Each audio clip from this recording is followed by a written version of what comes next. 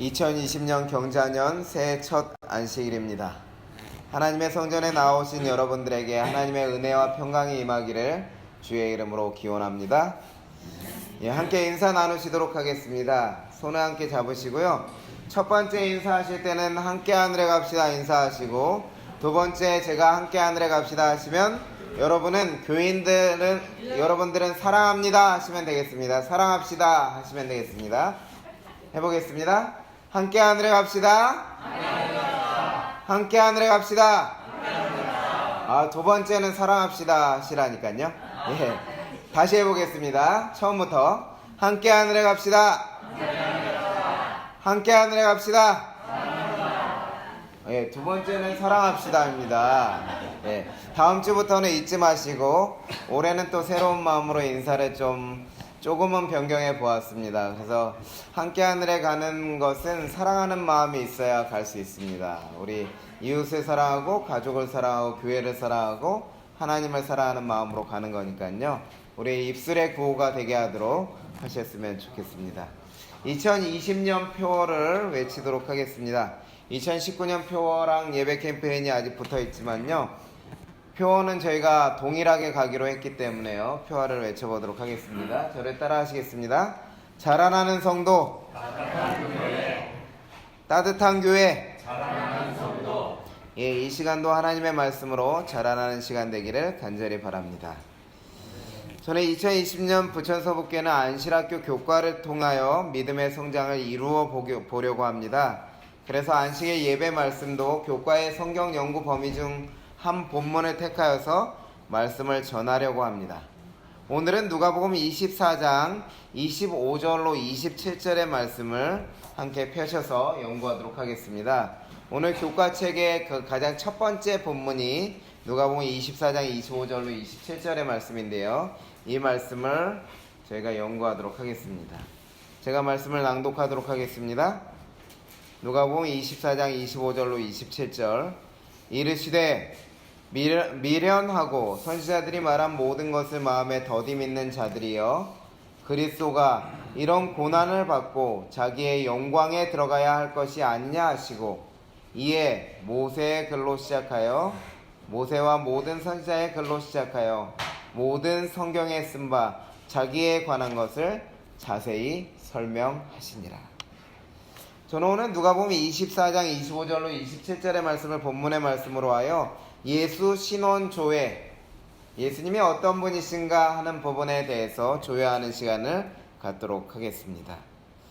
오늘 말씀의 본문은 성경과 관련하여서, 특별히 우리가 읽는 이 성경 말씀과 관련하여서 두 가지 정보를 제공하고 있습니다. 첫 번째는 무엇인가 하면 왜 성경을 연구하는가를 보여주는데요. 여러분은 왜 성경을 읽으십니까? 왜 성경을 연구하십니까? 하나님 말씀이니까요. 네, 맞습니다. 하나님 말씀이기 때문에 우리는 성경을 연구합니다. 그런데 오늘 본문의 말씀에 의하면 성경을 연구하는 이유가 다음과 같이 나타나고 있습니다.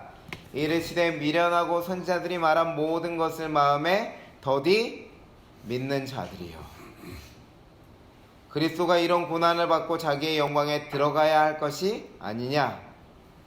여기서 선지자들이 말한 것은 무엇입니까? 여러분, 성경을 가리키는 것이죠. 선지자들이 말한 모든 것, 그것은 성경을 가리키는 것인데요, 그것을 이 두 제자가 어떻게 하고 있다고요? 마음에 더디 믿고 있다는 것입니다. 그러므로 성경을 읽는다고 하는 것은, 선지자들이 말한 성경이 존재한다고 하는 것은 무엇을 위해서 존재한다는 거예요? 사실은 믿게 하기 위해서, 믿음을 주기 위해서 이 말씀이 있다는 것이죠. 그런데 엠마오로 가는 두 제자는 어떻게 하고 있다고요? 더디 믿고 있다. 영어에서는 마음의 더디를 슬로우라고 했대요. 바로 즉시 믿는 것이 아니라 믿는데 느린 것입니다. 천천히 믿는 것이죠. 그리고 그리스도가 이런 고난을 받아야 할 것, 그것은 십자가에 관한 것이죠. 예수 그리스도의 십자가에 관한 것입니다.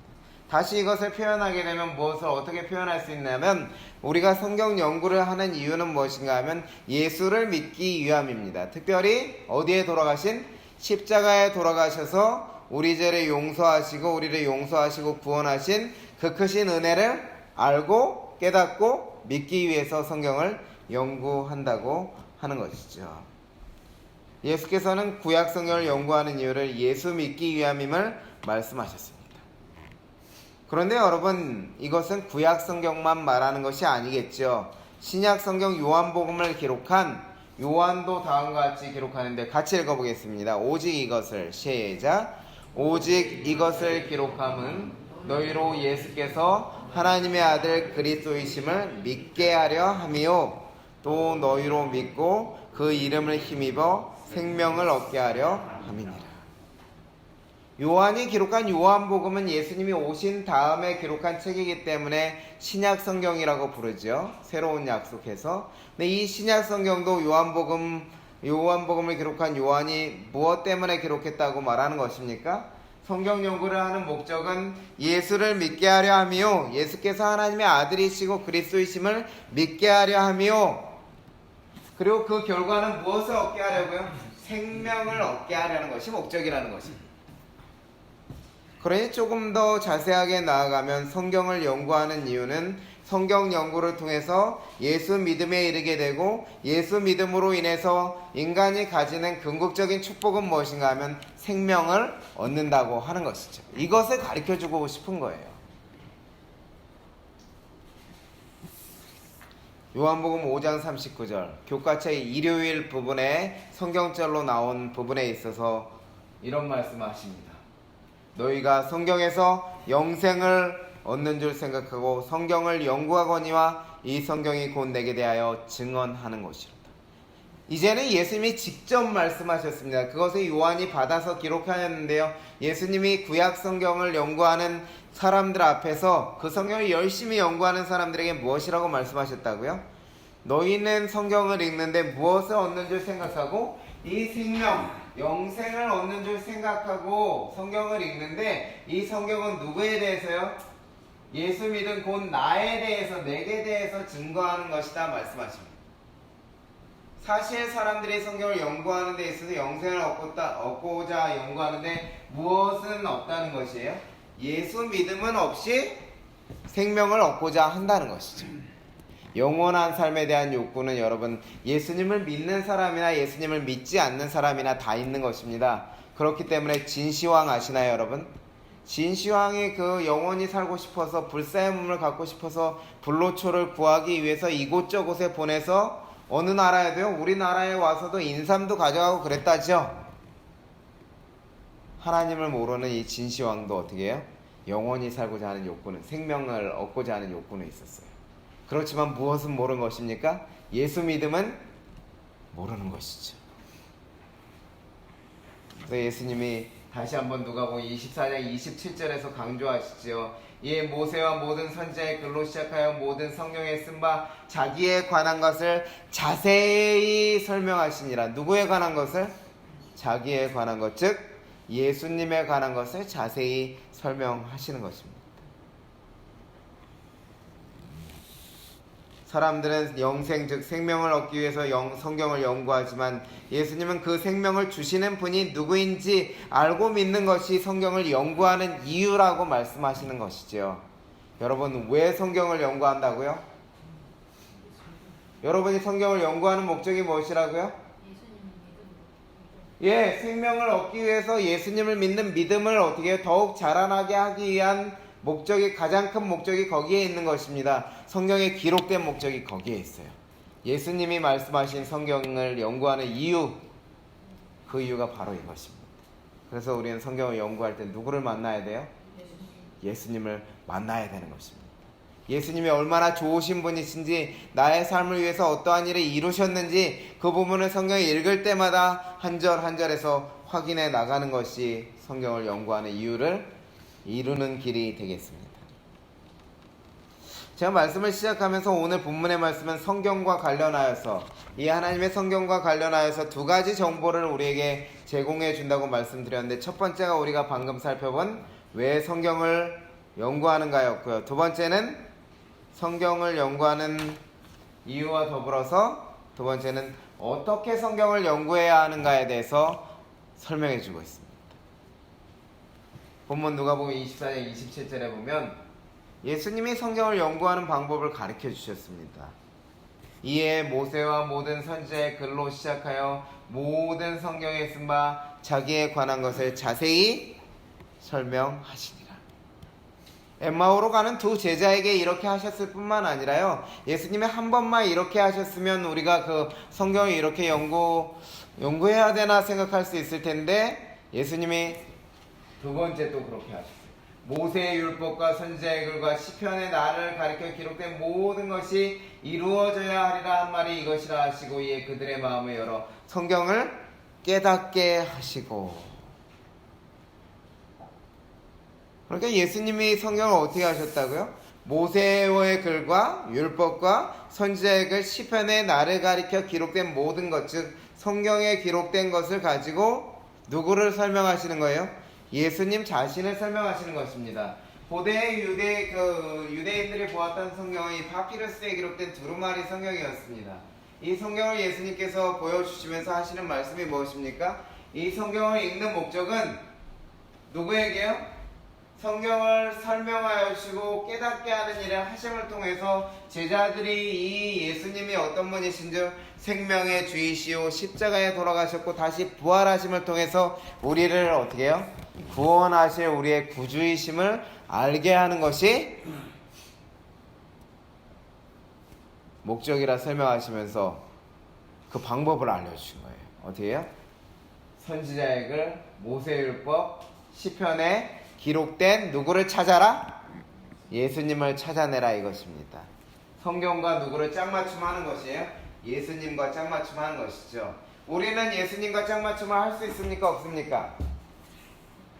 실제적인 예수님의 모습을 지금 우리가 볼 수 있습니까? 없습니까? 없죠. 그리고 예수님이 우리 옆에 계시지만 눈에 보이지 않죠? 그 짝맞춤 할 수 없습니다. 그렇지만 제자들은 어땠어요? 예수님이 바로 옆에 계셨잖아요. 부활해서 살아나셨잖아요. 그러니까 구약성경의 말씀과 예수님을 짝맞춤할 수 있습니까? 3일 만에 살아나셨구나. 요나가 그 물고기 뱃속에 있다가 3일째 살아난 것이 예수님의 부활과 관련이 있다고 예수님이 전에 말씀하신 이유가 예수님 부활을 가리키는 거였구나. 짝맞춤 할 수 있죠. 6월절 어린 양을 잡은 것처럼 예수님이 6월절에 십자가에 돌아가셨구나. 짝맞춤 할 수 있죠. 근데 우리는 못하기 때문에 무엇이 필요했던 거예요? 예수님의 행적을 기록한 신약 성경이 필요한 것입니다. 그래서 우리는 어쩌면 더 쉬워졌어요. 예수님의 행적을 일일이 짝맞춤하기 위해서 신약 성경의 기자들이 기록해 놓았기 때문에 우리는 그것을 찾아서 맞추기만 하면 됩니다. 퍼즐 맞추듯이. 그래서 성경은 항상 읽으실 때 여러분 어떻게 하셔야 되냐면, 구약 성경을 읽으실 때는 어떻게 해요? 이 구약 성경에 나온 말씀이 신약 성경의 예수님과 무슨 관련이 있을까? 이 질문을 항상 하시는 거예요. 창세기 1장을 읽으시면서도 어떻게 해요? 창세기 1장 1절에 태초에 하나님이 천지를 창조하시니라 말씀하셨는데, 이 성경이 곧 예수님과 무슨 상관이 있을까? 이렇게 하다가 신약 성경을 읽으시면 요한복음 1장 1절에 가서 태초에 말씀이 계시니라, 이 말씀이 하나님과 함께 계셨으니 그는 곧 하나님이시니라, 그가 하나님과 함께 계셨고 태초에 모든 만물을 지으셨다 이렇게 나오죠. 창세기 1장에서 만물을, 사람을 만드시고 하셨던 하나님은 우리 이 땅에 오신 예수님이셨구나 하는 것을 어떻게 해요? 짝을 딱 요한복음 1장과 창세기 1장의 짝을 맞추시는 겁니다. 이렇게. 그래서 예수님이 그 일을 하셨는데 조금 더 자세히 보시면 모세의 글, 선지자의 글, 시편의 글이라 그러죠. 그래서 유대인들은 성경을 세 가지로 분류했었어요. 유대인 성경 분류는 어떻게 이루어졌냐면 토라에서 율법서. 예수님은 여러분들 토라 하면 못 알아듣잖아요. 맞죠? 토라 하시면 무슨 말인지 아시겠습니까? 저도 어려운데 토라 하면 율법서, 모세오경, 모세의 글을 토라라고 말씀하셨거든요. 그래서 모세의 글 하면 쉽죠? 예수님은 그래서 어린이들도 이해할 수 있도록 모세 할아버지가 쓴 책 읽으면 돼 얘들아. 모세 할아버지가 쓴 책 읽으면서 내가 누군지 거기서 찾아봐. 쉽죠? 예수님은 이렇게 쉽게 말씀해 주셨어요. 두 번째, 선지자의 글 하면은 유대인들은 느빔 어렵죠? 예언서 이렇게 불렀어요. 어렵잖아요. 그런데 야 얘들아, 미래에 대해서 이렇게 선지자라는 분들을 통해서 말씀하신 그 말씀 속에서 찾아봐. 그게 선지자의 글이야. 예수님은 그렇게 말씀하시고 거기서 나 좀 찾아봐 이렇게 말씀하시죠. 그 다음에 시편 하면 케투빔 해가지고 시가서, 성문서. 문자 자체가 어렵잖아요. 시가서 하면은 시와 노래란 뜻인데 성문서, 거룩한 문서라는 뜻이죠. 근데 너무 어렵잖아요. 그러니까는 뭐 읽어보라고? 그냥 시편의 글들 읽어봐. 시적으로 표현된 글들. 욥기서도 시적으로 표현되어 있고 잠언 뭐 모든 것이 시적으로 표현되어 있거든요. 그러니까 야 시처럼 쓰여진 글들 좀 읽어보고 거기서 내가 어떤 사람으로 나타나 있는지 찾아봐 말씀하시는 거죠. 그래서 이렇게 하면 어떻게 하라고요? 예수 찾기를 하라는 거예요. 어디에서요? 성경에서. 구약 성경에서 예수 찾기를 하면 결국에는 예수님의 신원을 어떻게 할 수 있다? 확인하고 우리의 예수님이 이런 분이시구나 하는 신원 조회를 통해서 무엇이 자라나요? 예수님에 대한 믿음이 자라납니다. 우리가 여러분 사람에 대한 믿음이 자라날 때는 언제입니까? 이 사람이 얼마나 좋은 사람인지 하나씩 지식이 늘어갈 때죠. 그런데 언제 믿음이 깨져요? 그것도 마찬가지. 믿음이 깨지는 때도 언젠가 하면 이 사람이 얼마나 나쁜 사람인지 하나씩 알아가면 믿음 깨지죠. 여러분 지식이라고 하는 것이 그래서 중요한 것입니다. 성경을 통해서 예수님이 어떤 분이신지 하나하나 찾아가고 얼마나 좋으신 분이신지 찾다 보면 어떻게 해요? 믿음이 자라나는 거고요.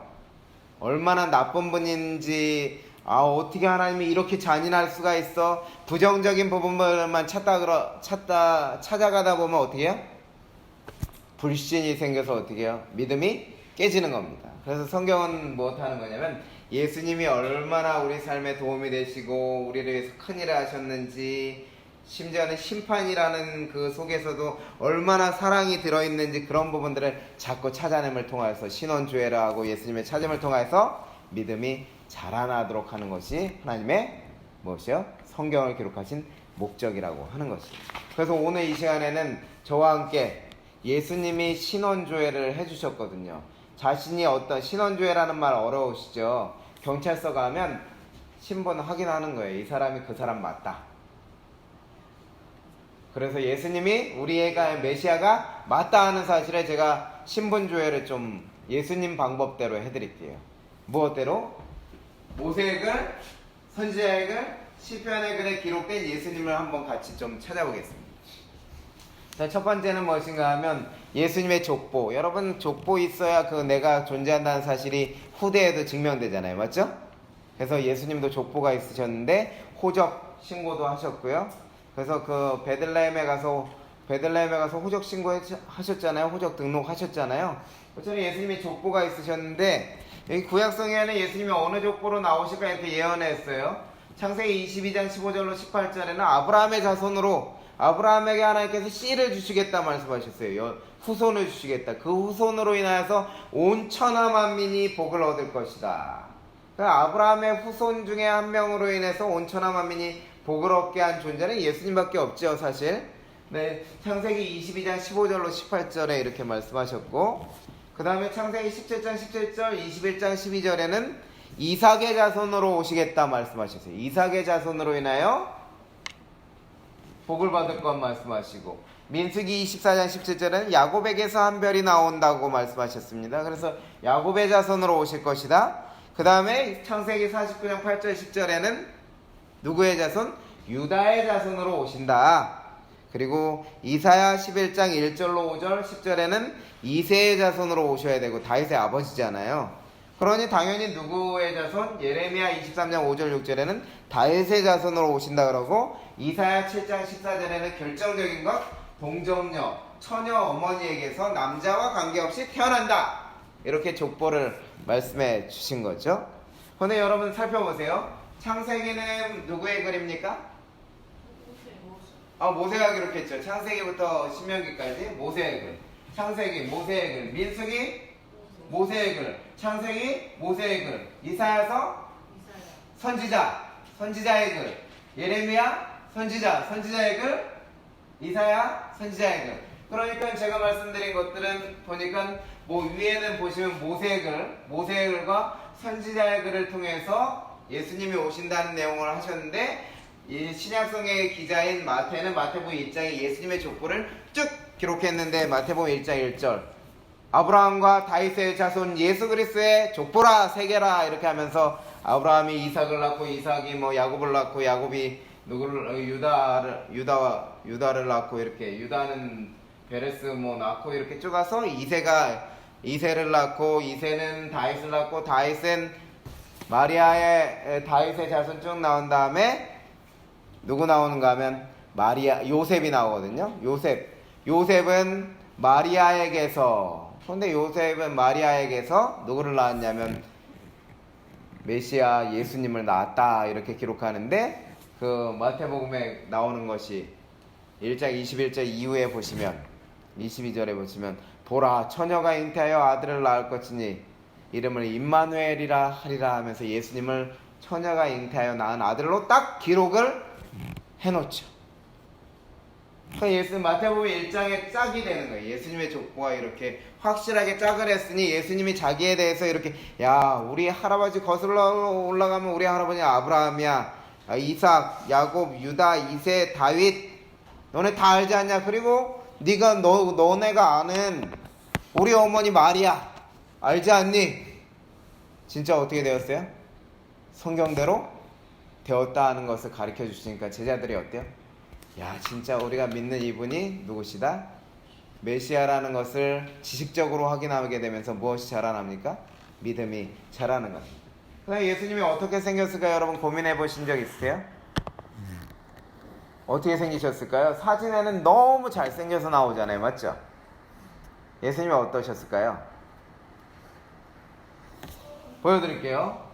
예수님의 용모, 외모에 대해서 얘기하는데 이사야 52장 2절로 3절 52장 13, 14절에 나오는데 예수님은 고운 모양도 없고 풍채도 없고 풍채는 좀 저처럼 이렇게 제가 위로는 안 크지만 옆으로 이렇게 풍채가 있잖아요. 좀 풍채도 없고 사람이 보기에 흠모할 만한 아름다운 것이 없음. 그러면은 첫눈에 반할까요? 안 반할까요? 여성들이 봐도 별로 첫눈에 반할 정도로 잘생기거나 이렇게 멋진 사람이 아닌 거죠. 그리고 얼굴이 타인보다 상하였고 그 모양이 모든 인생보다 상하였다 이렇게 얘기하죠.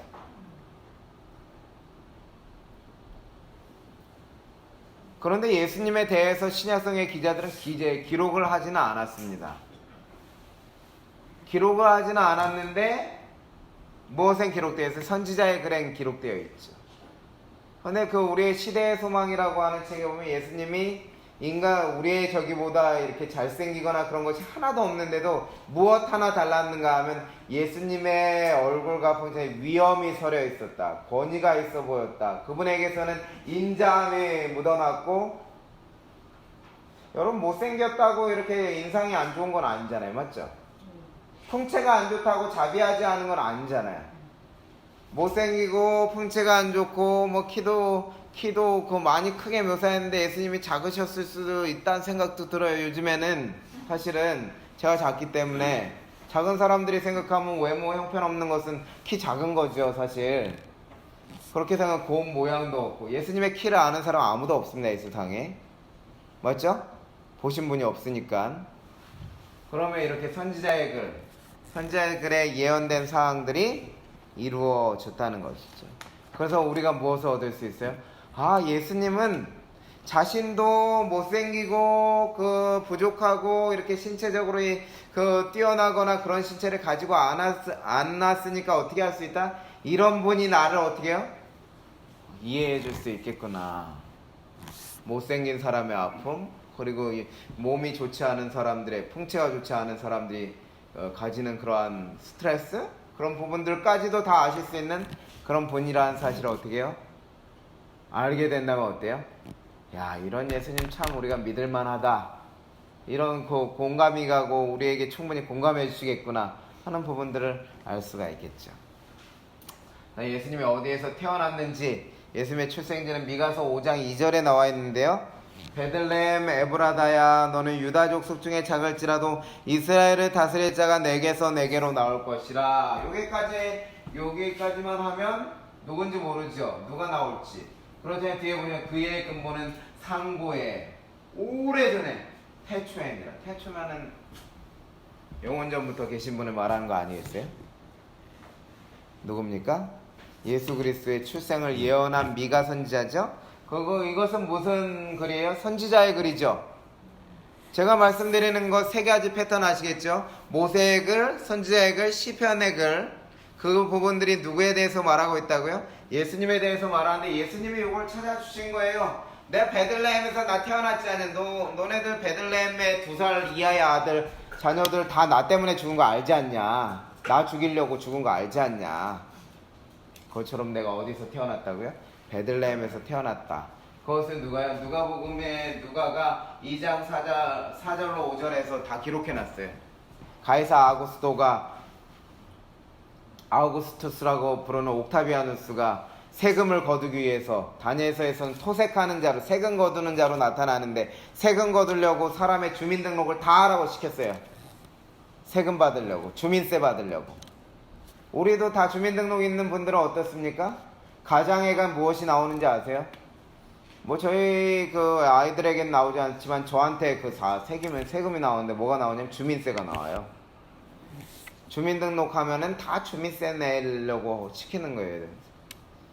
그런데 그것을 누가 했냐면 가이사 아우구스투스 그 로마 황제가 했습니다. 그래서 예수님도 어떻게 해요? 호적 주민등록 하려면 옛날에 어디로 가야 됩니까? 자기 출생지로 가야 됩니다. 그래서 예수님의 어머니 마리아와 요셉도 거기 출생지로 가서 등록하다가 어디서 태어납니까? 예수님이 원래 나사렛에서 태어나야 되는데 정상인데 베들레헴까지 가서 태어난 거죠.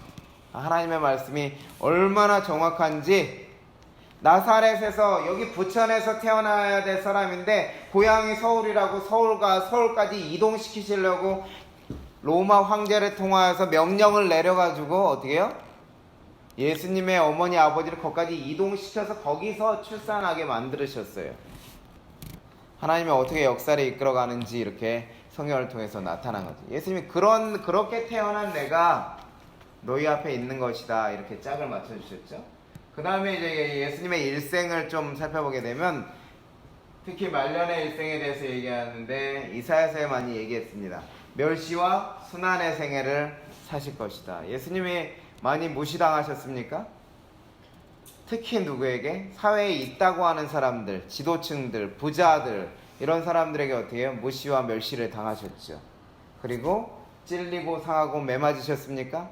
채찍에 맞고 침뱉음을 당하고 이런 일을 당하셨죠. 조롱을 당하시고 그리고 부당한 재판을 받으셨습니다. 그때 예수님은 어떻게 하셨습니까? 털 깎는 자 앞에 잠잠한 어린 양같이 어떻게 해요? 잠잠하셨죠.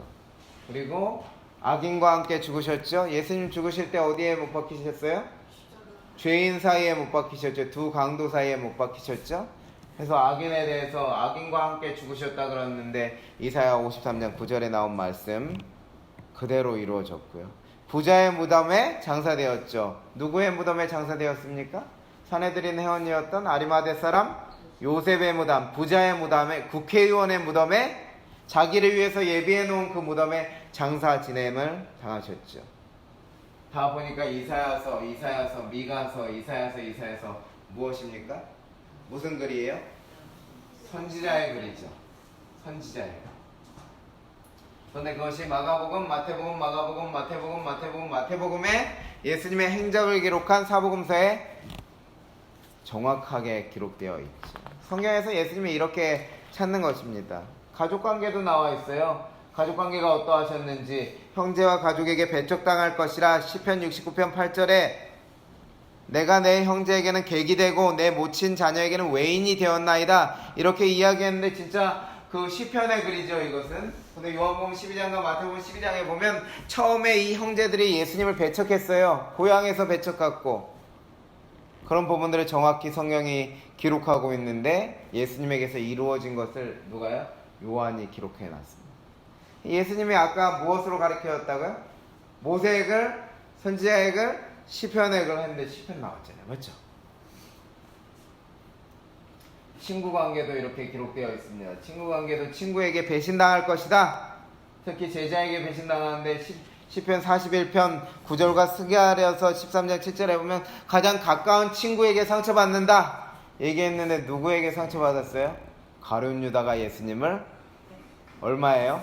은 30에 판다 그랬는데 여기 스가랴서 11장에 보면 은 30에 예수 그리스도께서 팔리실 것이 그대로 정확하게 나와 있습니다. 그런데 이것은 무슨 글이에요? 시편과 시편은 무엇이고요? 시편이고 시편의 글이고 스가랴서와 스가랴서는 선지자의 글이죠. 시편과 선지자의 글에 예수님의 교우 관계에 대해서 이렇게 기록되어 있는데 옆에 나오는 요한복음과 마태복음의 글에도 똑같이 예수님이 배신당하셨음을 기록을 남기고 있죠. 특별히 우리 인류의 구원을 위해서 죽음 당하신 것에는 제일 자세하게 묘사되어 있는데요. 시편 22편 14절로 17절에는 마지막 말씀까지 기록되어 있습니다. 예수님이 십자가상에서 7가지 말씀을 하시는데 그 중에서 여러분이 생각나는 말씀 뭐 어디 있으십니까? 아버지여 아버지여 어찌하여 나를 버리셨나이까. 그 히브리어로 하면 엘리 엘리 라마 사박단이에요. 시편에 기록된 게. 그런데 예수님이 뭐라 그래요? 엘리 엘리 라마 사박단이 그렇게 말씀하시고 돌아가시죠. 아버지 아버지 어찌하여 나를 버리셨나이까 이렇게 그대로 말씀하세요. 그리고 시편 22편 16절과 신명기서와 창세기에 보면 창세기 3장 15절의 말씀에 근거하면 예수님은 어디에요? 나무에 달려 수족을 찔린다 그랬거든요. 나무에 달려 수족을 찔리면 그것이 무엇이며 십자가에 수족을 찔리신 예수님을 말하겠죠. 시편 69편 21절에는 심한 갈증을 느끼실 것이고 그 심한 갈증을 느끼는 예수님에게 신포도주를 제공할 것이다.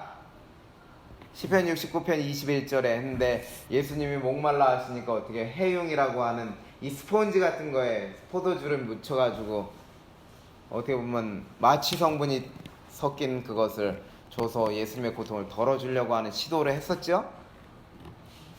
심한 조롱과 모욕 어떻게 합니까?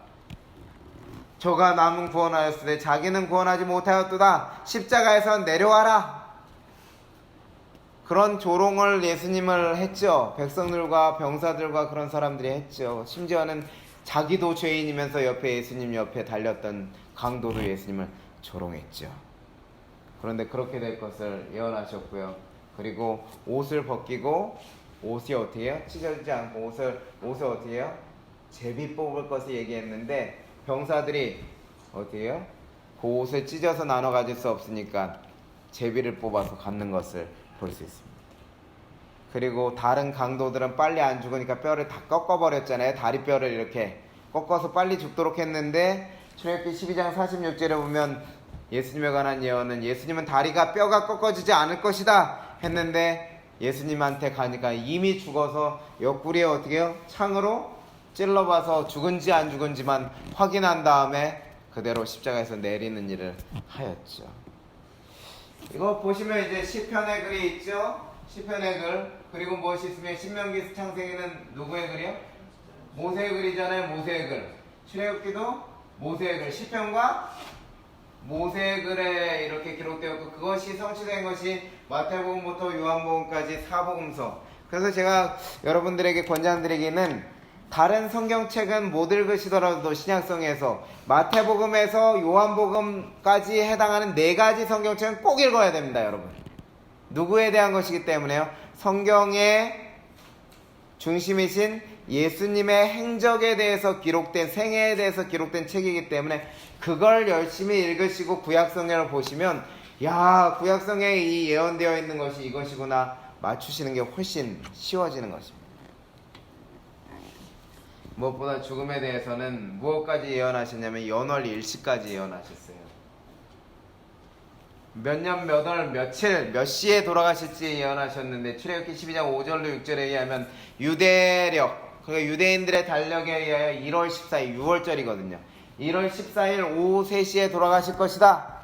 두 저녁 사이에 해서 오후 3시거든요. 그때가 오후 3시에 들어가실 것이다 하는 그런 예언의 말씀하셨고 그리고 다니엘서 9장 25절로 27절 앞으로 교과 공부를 통해서 배우시게 될 내용인데 거기에 예수님은 기원 후 31년 돌아가실 것이다 하는 것이 다니엘서의 9장 25절 27절에 정확하게 예언되어 있습니다. 보면 출애굽기는 누구의 글이고요? 모세의 글이고, 다니엘서는 선지자의 글이죠.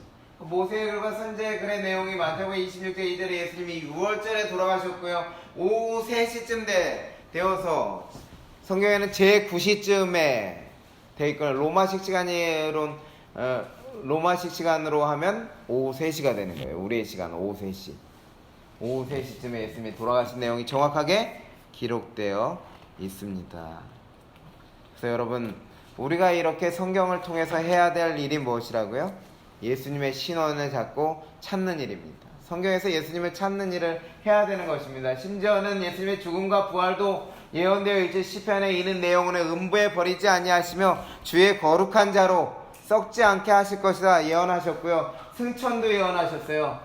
주께서 높은 곳으로 오르사 사로잡은 자를 사로잡고 선물을 인간에게서 또는 패악한 중에서 받으시니 여호와 하나님이 저희와 함께 거하려 하심이로다. 사도행전과 에베소의 그 성취의 장면이 기록되어 있습니다.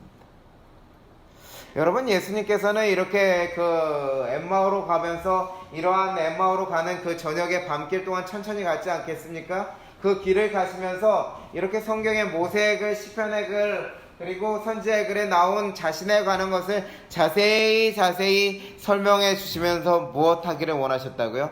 예수님의 소원이 한 가지 있으셨는데, 그것은 바로 이르시되 미련하고 선지자들이 말한 모든 것을 마음에 더디 믿는 자들이여. 이 말씀 속에 예수님의 소원이 나타나 있는 것입니다. 예수님은 우리가 성경을 읽으면서 무엇 하기를 바라시는 거예요? 예수님을 만남을 통해서 예수님에 대한 믿음이 느리게 믿는 것이 아니라 즉시 믿을 수 있는 자들이 되기를 바라시는 거예요. 빨리 이렇게 믿음이 빨리 자라나기를 원하시는 것이 예수님의 믿음이셨습니다. 성경 연구를 통해서 속히 믿기를 원하시는 겁니다. 여러분, 그래서 교회에 오셔서 설교를 들으시고, 저희가 하는 설교를 들으시고, 그럼을 통해서도 믿음이 자라나실 수도 있고, 옆에 주변 교우들과 나누면서도 자라나실 수 있지만, 믿음이 속히 빨리 자라날 수 있는 방법은 무엇인가 하면, 성경을 읽음을 통해서 예수님이 어떤 분이 찾고 만날 때 믿음이 속히 자라나는 겁니다. 슬로우가 아니라 fast, 빠르게 자라나는 믿음이 되는 것이죠. 그러한 답답함을 누구도 느꼈냐면 베드로도 느꼈어요. 예수님의 제자 베드로도 자기가 이제 더디 믿던 사람이었잖아요. 예수님 버리고 도망갔었잖아요. 그런데 그 나중에 예수님의 가르침을, 성경을 통해서 가르침을 얻은 다음에 확신을 얻었죠. 그런데 자기가 막상 나가서 전도해보니까 사람들이 믿어요, 안 믿어요? 잘 안 믿으니까 답답하죠, 이렇게. 그래서 성경을 가르쳐 주는데도 잘 안 보려고 그래요. 보라 그래도 안 보고. 그러니까 베드로가 편지를 썼어요, 사람들한테. 우리에게 더 확실한 예언이 있어 어두운데 비치는 등불과 같으니 날이 새어 새벽별이 너희 마음에 떠오르기까지 너희가 이것을 주의하는 것이 가하니라. 다시 말하면 예언을 새벽별이 마음에 떠오르기까지 주의해서 연구하라는 것인데, 새별은 그 요한복음 계시록 22장 16절에 나 예수는 광명한 새벽별이라 이야기한 것처럼 누구예요? 예수님을 가리키는 것이지. 그러니까 성경을 연구할 때 베드로는 무엇이라 그래요? 진짜 더 확실한 예언이 있다고 말하면서, 이 더 확실한 예언은 베드로가 변화산이라고 하는 곳에서 예수님의 영광스러운 모습을 봤죠? 그러면서 베드로가 얘기해요. 우리는 그분의 영광스러운 모습을 친히 본 자라. 나는 예수님 그대로 내 눈으로 봤어. 그렇지만 너희는 못 봤지. 그렇지만 내가 그렇게 해서 예수님을 믿는 것보다 더 확실한 방법이 있는데, 그것이 예언이야. 예언을 통해서 언제까지? 예수님을 만날 때까지 예언을 연구하면 그것이 내가 예수님을 직접 보고 믿음보다 더 큰 믿음으로 자라게 해줄 거야 하는 권면의 말씀을 하고 있는 것입니다. 예수님은 성경 연구를 통해서 예수님을 속히 믿기를 원하셨고요. 믿음에 느린 자들이, 성경을 읽으면서도 예수님을 믿음에 느린 자들이 안타까우셨습니다.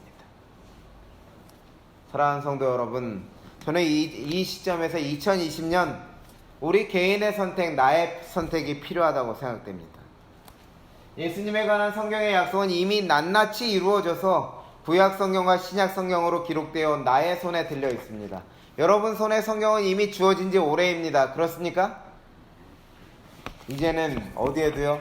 이 스마트폰에도 직접 손에 항상 들고 다니세요.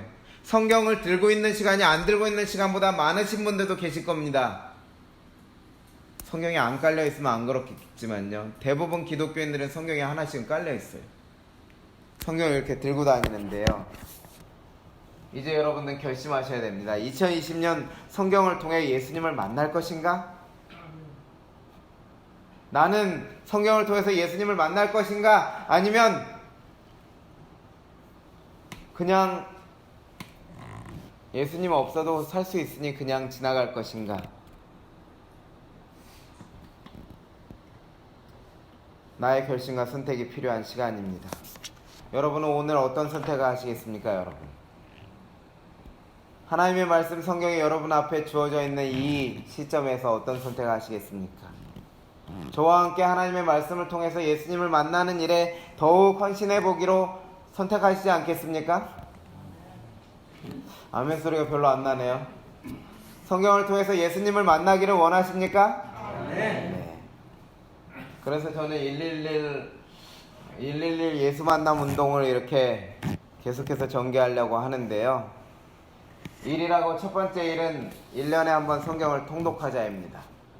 성경을 여러분들이 성경을 통독하시는데 1년에 성경 전체를 통독하는 것이 어려우시면 성경책은 66권이 있잖아요. 66권 중에 한 권만이라도 어떻게 해요? 통독하자. 그만큼 하나님의 말씀을 가까이 해보는 일하고, 요한 3서는 한 장밖에 없거든요. 한 장밖에 없어서 그 한 장 속에서 예수님이 어떤 분이신지 만나보자는 것이죠. 읽고. 2 번째 일은 하루 한 번 하나님의 말씀을 읽지 않은 것입니다. 하루에 한 번은 적어도 하나님의 말씀을 읽는 시간을 가지자는 것입니다. 밥은 우리가 하루 3번 꼭 먹어야 되잖아요. 그것처럼 적어도 하루에 한 번은 밥 먹는 것처럼 말씀의 양식을 먹는 일에 해보시자는 것입니다. 3 번째는 적어도 한 권의 성경책을 읽자. 반복되는 말씀인데요. 적어도 66권 중에 한 권의 성경책을 읽지 않은 것입니다. 그를 통해서 누구를요? 우리의 믿음의 주요 우리를 온전케 하시는 예수 그리스도, 그분이 얼마나 좋으신지를 만나고 기뻐하시고, 그를 통해서 여러분의 믿음이 더 자라나기를 원합니다. 우리 부천서북교회 2020년 공동체의 목적은 더 자람 공동체가 되는 것입니다. 성경을 연구함으로 개인적으로 하나님의 말씀을 읽고 교회에서 서로 나누심을 통해서 예수님에 대해서 더 깊이 알아가심을 통해서 더 자라나는 우리 주님의 귀한 자녀들이 되시기 바라면서 오늘 말씀을 줄이도록 하겠습니다.